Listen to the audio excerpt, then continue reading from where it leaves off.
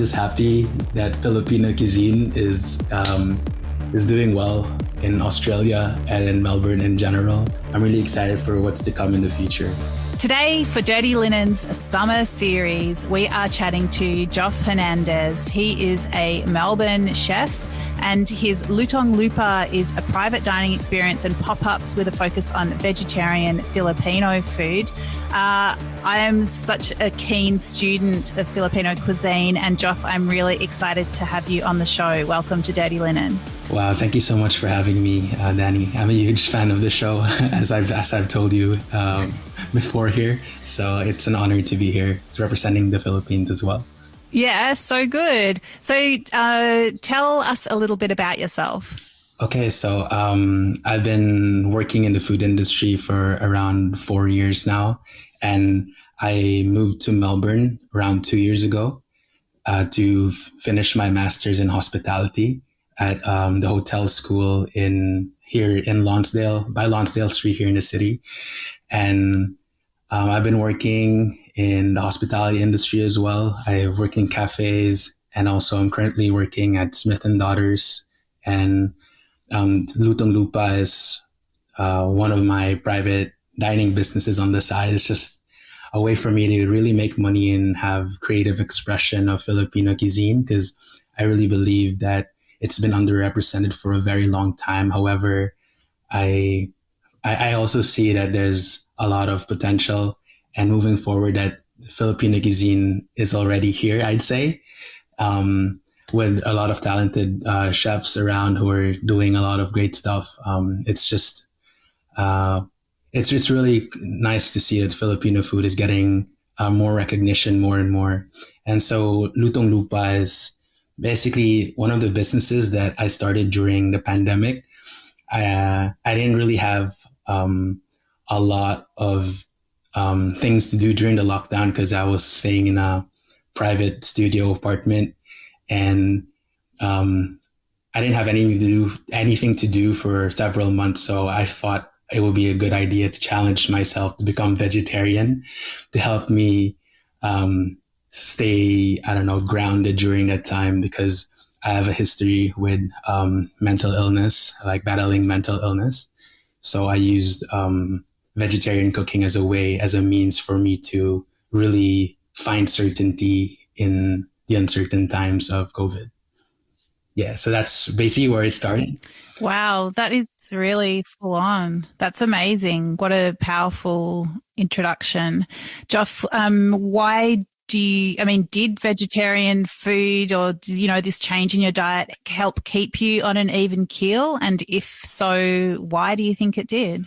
I really feel like shifting my diet to vegetarianism, although now I'm not a full-on vegetarian, like I eat like meat every now and then, because, as a chef, like it's hard to say no when other chefs want you to try their really tasty food, especially if it's Filipino food. We have a lot of delicious like meats and seafood. So I couldn't say no to the food that they were offering me.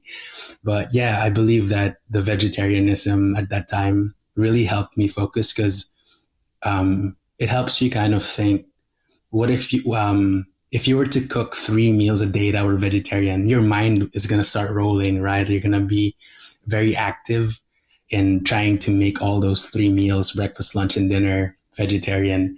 So that's what I used as like my technique, my method of really grounding myself. And then it caught on later to me wanting to just cook Filipino food in general, but with a plant-based twist.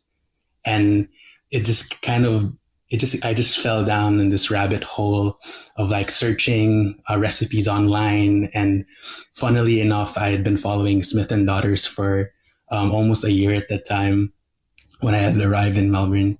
And when I started the private dining, I also saw an opening for the restaurant. So I just went for it. And I guess it just aligned that I was doing from shifting my diet to vegetarianism to creating a plant-based dining that's Filipino, and then making my way to the restaurant where I'm really learning and just embracing all of the opportunities to learn.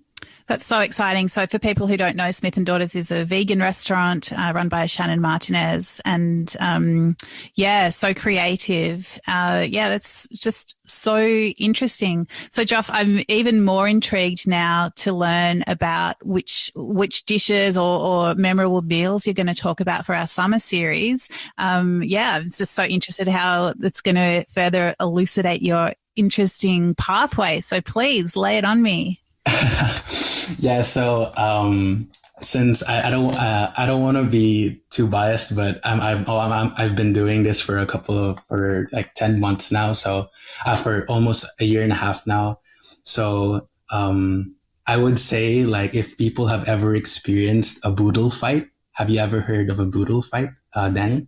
Oh my goodness. So yes, I have, but I'm sure I don't understand it properly. But I feel like, is it when you're eating a whole bunch of food with friends around a table and it's with your hands? Yes, it's that is correct, and it's become like a culinary like heritage of Filipinos, especially abroad who aren't in the Philippines. It helps them really reconnect with their heritage, because just the feeling of eating, there's this sense of camaraderie like in between like the people who are eating, because the boodle has its traces from the military in the Philippines, where many of the soldiers didn't have much to eat on. So when they were in the jungle and exposed to warfare there, they would take away the banana leaves from the forest and pretty much eat with their hands on it as a plate.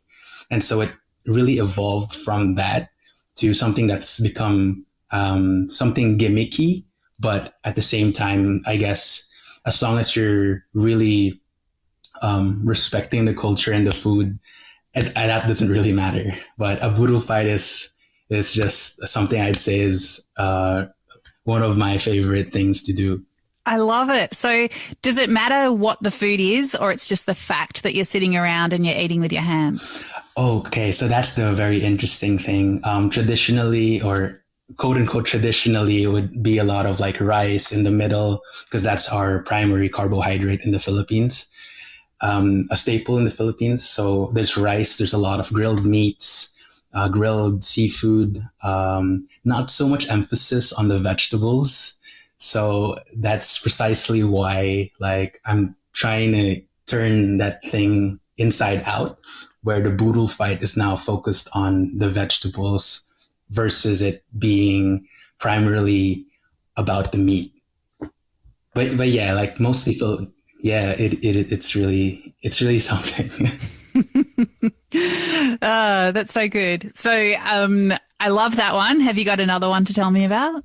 Another food experience, I would say, is like for every Filipino, and sorry for the vegetarians and vegans out there, but it has to be lechon, like lechon, Filipino lechon, like whether it be Cebu lechon or other types of suckling pig, that's like roasted and used with the herbs and spices, especially the lemongrass, the star anise, and a lot more herbs and spices that they stuff the lechon with. That's just really tasty. That's something that I would say is truly Filipino, and anybody will really enjoy. It's like eating porchetta or a roast pork banh mi. Very similar.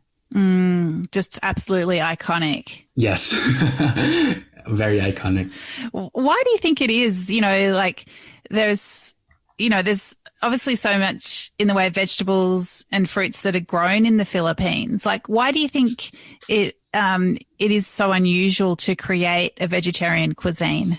I think it's mainly about the the education of the cooks, because I really think that if the cooks in really knew how to use certain vegetables for new dishes, or on existing dishes, they would be able to develop that kind of cuisine. But because there was so much influence with the Americans, the Spanish, the Japanese, the British even at one point, and all of these things that really stopped, I'd say, the Filipinos from really developing their own cuisine because of so much things that happened along the way throughout the last 100, actually more than 400 years from the Spanish. So I think it just got lost because